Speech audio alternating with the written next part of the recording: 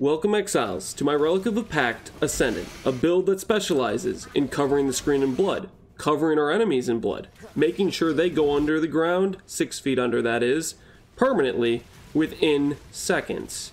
This build wants to kill the enemies before they kill us, because let's just say 95% of the time we're good. They're dead before we are, but 5% of the time, if they can land a 0.1 second window and hit us when we have our life partially reserved before our skill has exploded them into oblivion, they can hit us and explode us into oblivion. It's only fair, it's only balance to let the enemies have a chance to kill us because of how fast we are killing them.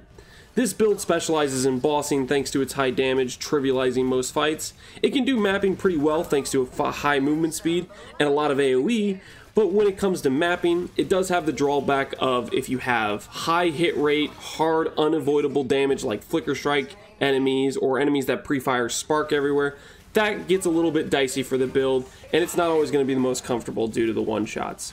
It's the price we pay for the power we get.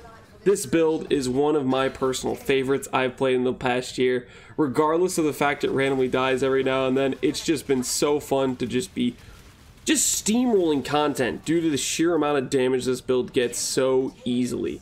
Now, I'm going to take you guys in game and I'm going to try to break things down bit by bit for this character, explain it as much as I can for the mechanics of what you're looking at, and hopefully I can convince you that maybe it's a good time and you'll enjoy it too. Let's get in game.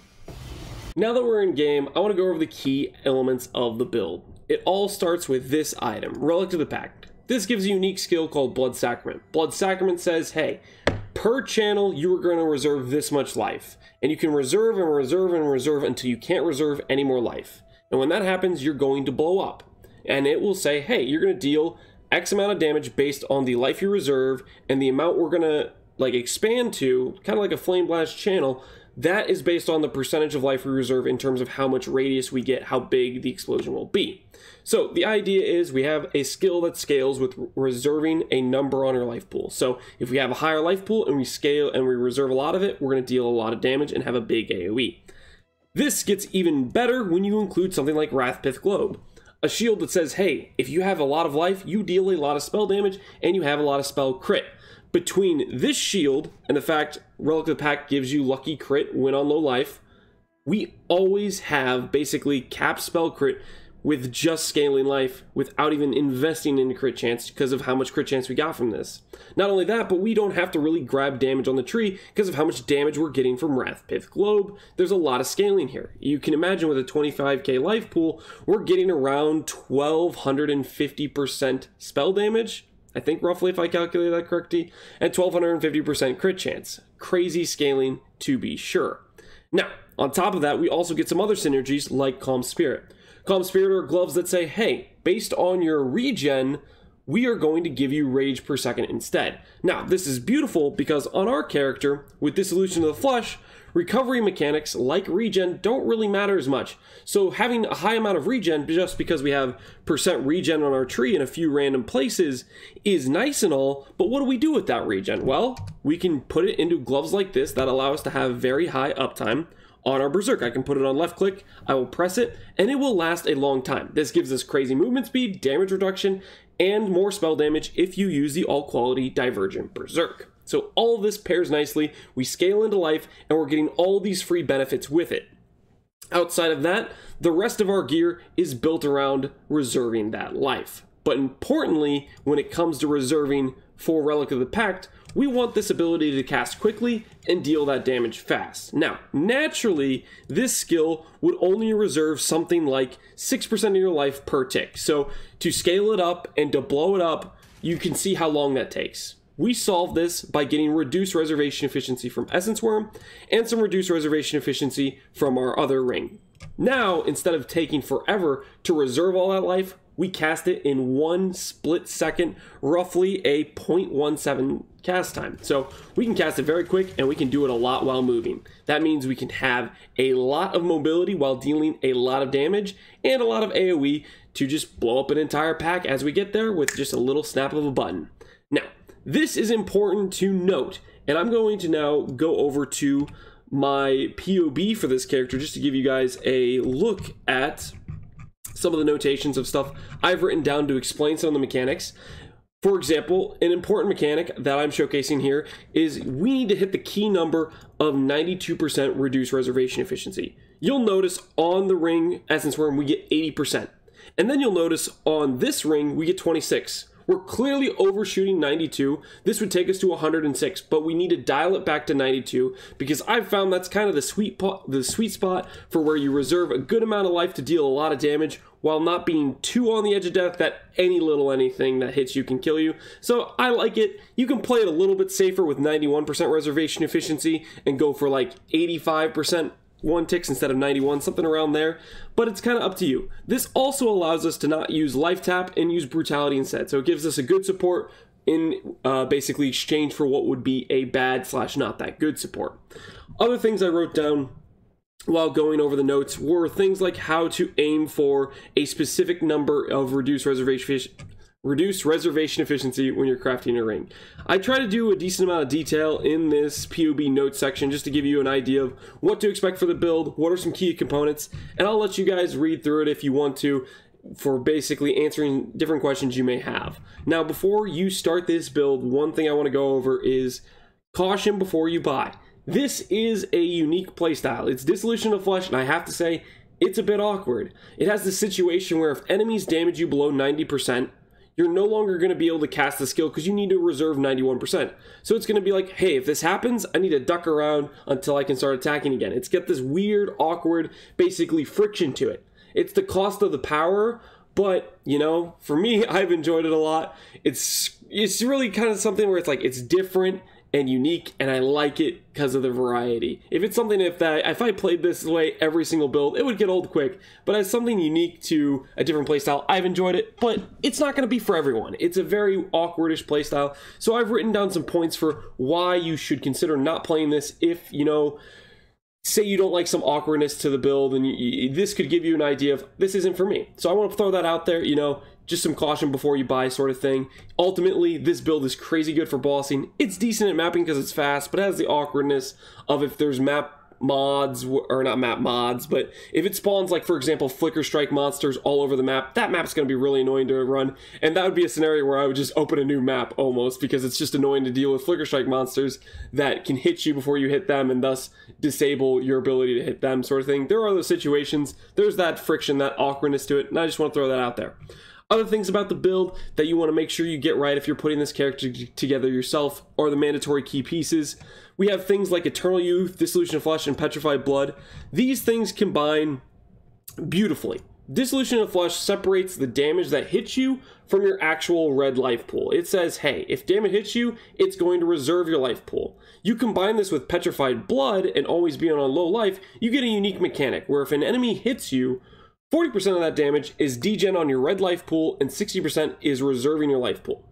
And we can counter the damage that's degenning us with one keystone. If we grab Eternal Youth, this keystone gives recharge on our life pool, and the life pool recharge never ends because of how Petrified Blood works, and Dissolution of the Flesh separates that damage from actually hitting our life pool to disable the regen.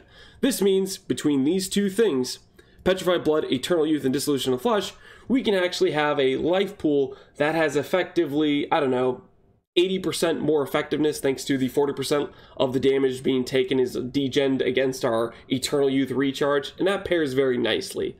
Of course, if you wanted to, you could forgo Petrified Blood and extra tankiness, and you could just go for Pride for just all-out damage, but that's something that's up to you. You can do what you want, but I think Petrified Blood is generally the play, except for some specific boss fights where they have mechanics that can disable your regen, at which point you might as well just run Pride to kill them faster. But that's another side story that I have basically an explanation for down here if you're curious. Now, all in all, I have just laid out a lot of stuff here. One thing I should say is this is probably one of the builds I can full-heartedly say this is a fun time leveling. Basically what I would recommend is do whatever you want to level 38, do Hollow Palm, do Rain of Arrows plus some flat damage leveling gear like the Tasselio rings, do whatever you want till 38, but once you hit to 38, respec the tree to Relic of the Pact, and you're just gonna have a blast, because this skill, you basically just one-shot pretty much everything as you're going through the campaigns. You have the really fast cast time. It just feels good when you can equip Essence Worm and start just popping packs, and I can recommend it as a leveling experience. It's a good time. And then once you get Rathpith Globe, you basically go from very strong for the content to basically a god for how you're just one-shotting things. And it's a good cathartic experience, I would say. Now, outside a lot of this explanation there, I do want to go over some of the crafting basics. If you're going to make your own gear, stuff you should know. And there's only a few items you actually will be crafting in this build.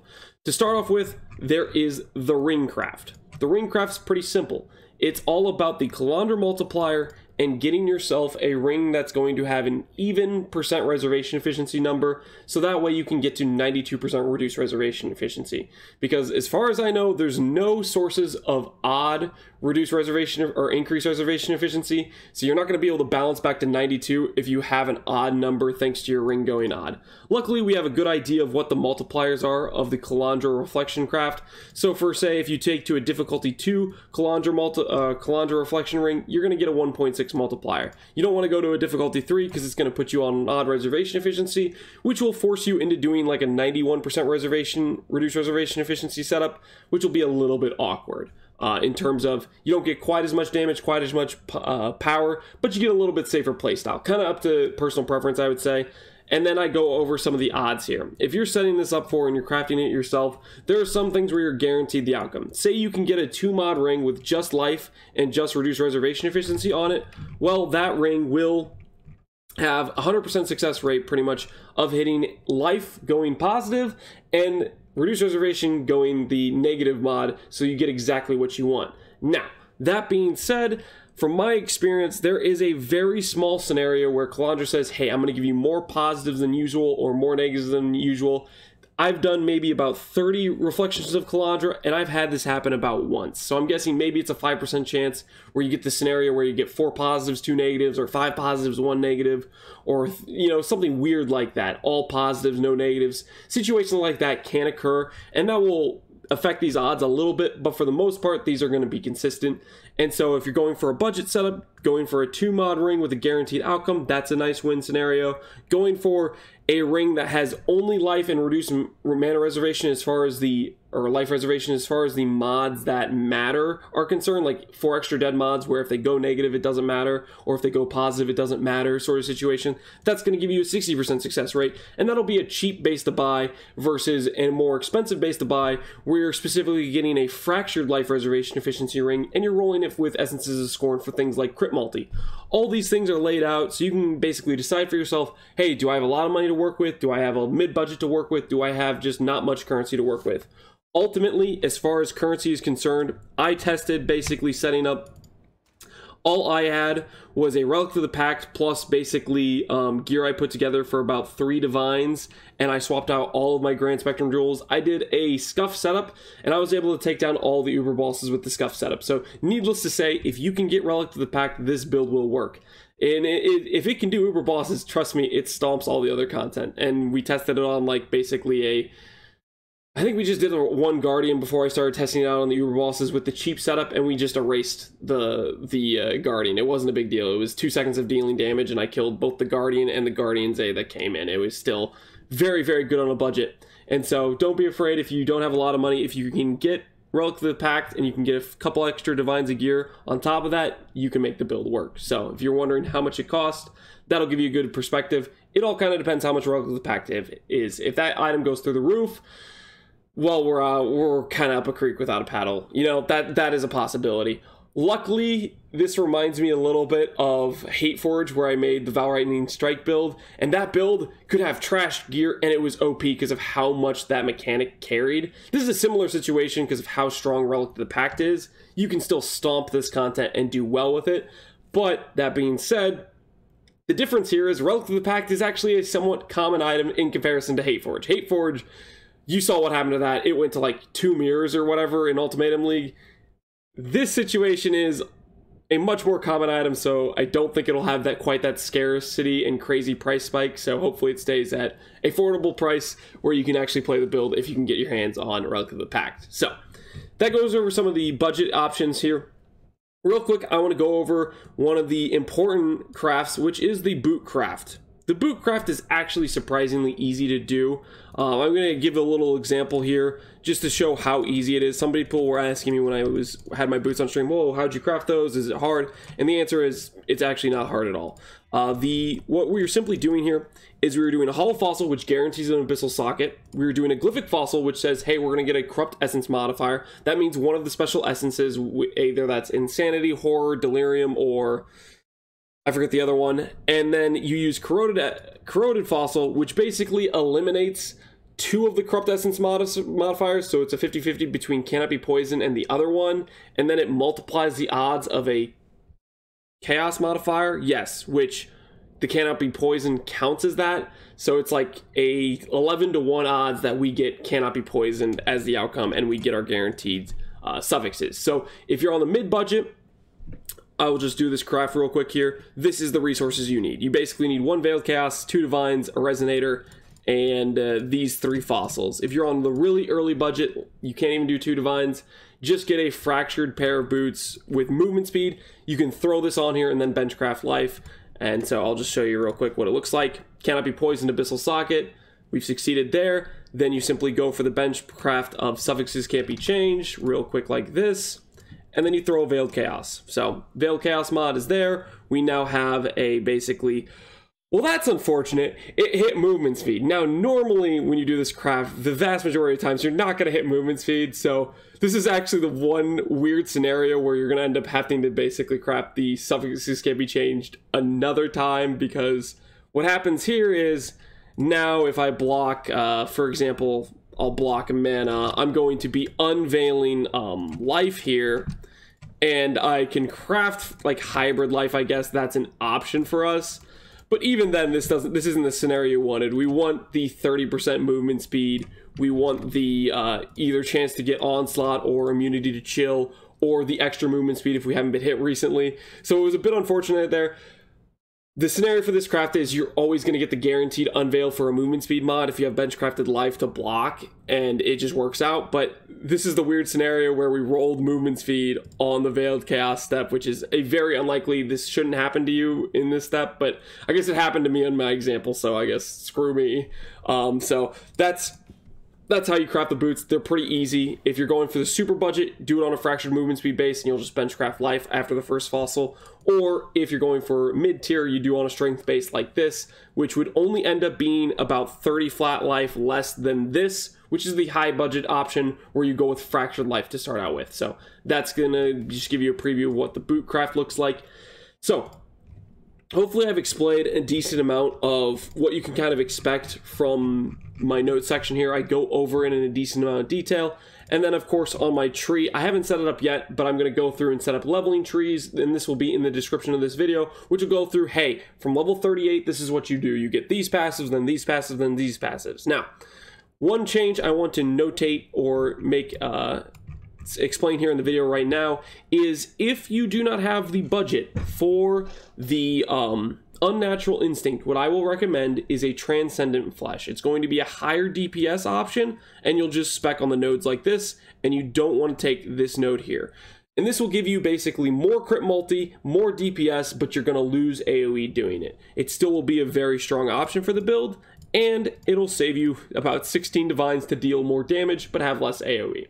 Some other things I want to note here is I also went through and looked at all the Glimpse of Chaos helmet mods implicits, and I just kind of ranked them a little bit. AoE is the best for clear, Malediction's probably the best all-arounder, Minimum Charge is a really good all-arounder, and then CDR is actually technically better damage-wise than Malediction until you get CDR on your belts and potentially your boots. You'll notice in this character, we do not actually get CDR for our current setup because I rolled an amulet that had minus 60 lightning res, which meant I had to benchcraft lightning res on my belt. If I was able to take this belt, for example, and instead of lightning res, I was able to add, we'll just add it here, I guess. If I was able to add cooldown recovery, for example, we would hit the next basically break point for cooldown recovery, and we would get another 10% more damage, something like that. It's actually a little bit more than Malediction gives, so that's another option for your Glimpse of Chaos implicit.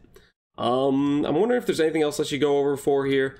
I don't think there is. Most of this stuff you can just read and go through, and hopefully it helps you put together the build. I've tried to describe all the building blocks, all the things necessary, all the components, and hopefully the build will make sense. And if you build this, you're going to have a good time. I'll say this is great for bossing, great for just, you know, something completely different if you've never played it before. It lacks a little bit in the quality of life spectrum of mapping. You're going to have to be very attentive to what you're doing. Sometimes you run into really annoying monsters like Flicker Strike monsters, which hit you before you hit them, and then you have to dodge around to get your life to unreserved to then kill them. Stuff like that. There's some awkwardness to it, but I just have to say this is one of my favorite builds of the past year, which is why I'm recommending it wholeheartedly, because it gets really strong DPS for the investment, and I just think it's a fun build. I enjoyed it a lot. Hopefully you guys enjoy it too. As always, thanks for watching, Exiles. Take care. And at the end of the video, I'm going to include some showcases of some Uber bosses I did, so that way you can see how it competes on Uber bosses.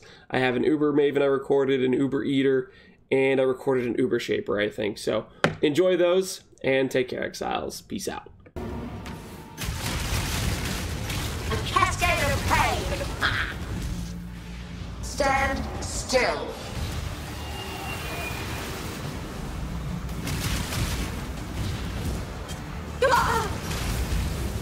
Pain will be returned tenfold. Space aligns. Behold my collection. I will have what I want. Death will not be an escape.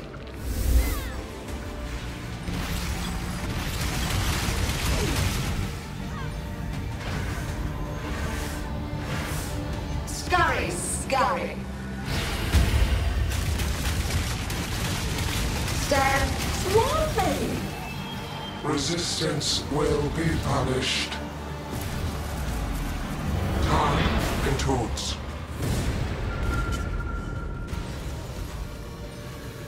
Scurry, scurry. My irritation is growing. Death will not be an escape.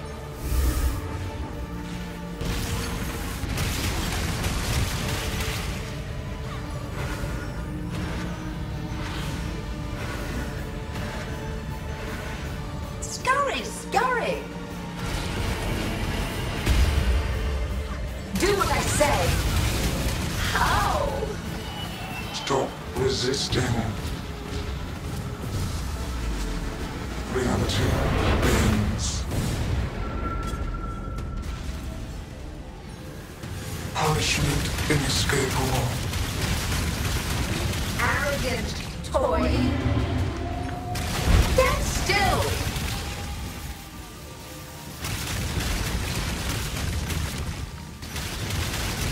Death will not be an escape.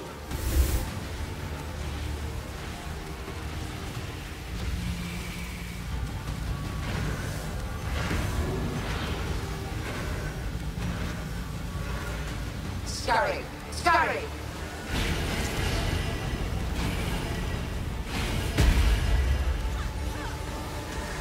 Do what I say.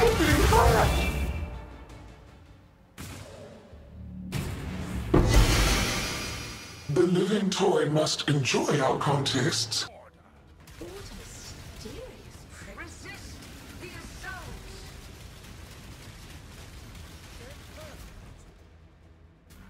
The void. Find a way back quickly.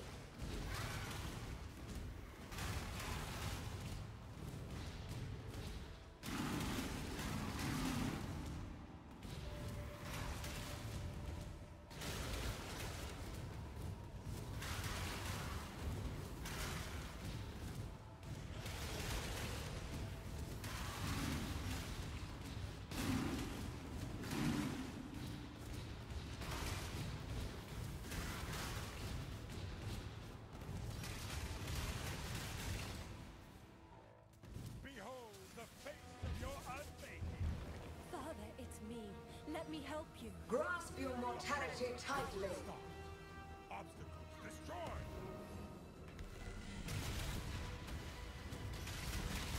A veil of safety and security.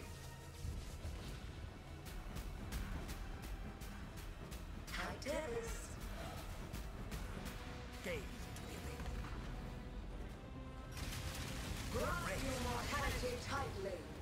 Inconsequential. He's flying to the cover. Hurry!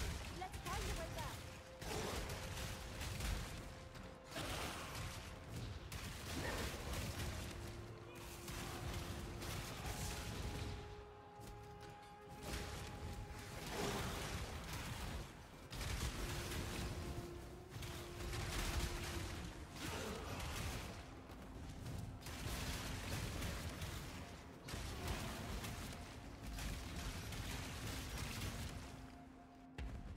A veil of safety and security. They lied to you, Father. I'm your true memory. Resist the assault! Embrace light. The void protects its shield. Such a thing in hiding. I simply must... We match him. You and I shall claim victory. I think mass. Inescapable doom. My champion, energize the spheres. Consume. Be gone. Riding mass. Perish.